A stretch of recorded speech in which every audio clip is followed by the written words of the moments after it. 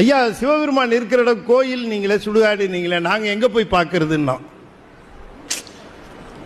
கேள்வி புரியுதா உங்களுக்கு? இந்த கேள்வியெல்லாம் வக்கனையாக கேட்பான். நான் சொன்னேன், அப்பா ஒரு கோயிலில் இருக்கிறார், நீ கோயிலே போய் பாரு. ஆனால் எல்லா பயிலும் கோயிலுக்கு வருவான்னு சொல்ல மாட்டேங்கிறான். இவன் கோயிலுக்கு தான் வரமாட்டேன்னு சொல்ல முடியுமே தவிர I will meet that fellow தேர்ன்றார். பயில அங்கே வச்சு பார்த்துக்கிறேங்கிறாரு. இப்போ சுடுகாட்டுக்கு போக மாட்டேன்னு சொல்ல முடியுமா? அங்கே சிவபெருமானை பார்த்து தான் ஆகணும். அதுவே தான் கோயில் அவருக்கு. இவன் கோயிலுக்கு போக மாட்டேன்னு சொல்றவெல்லாம் அங்கே போய் தான் தீரணும்.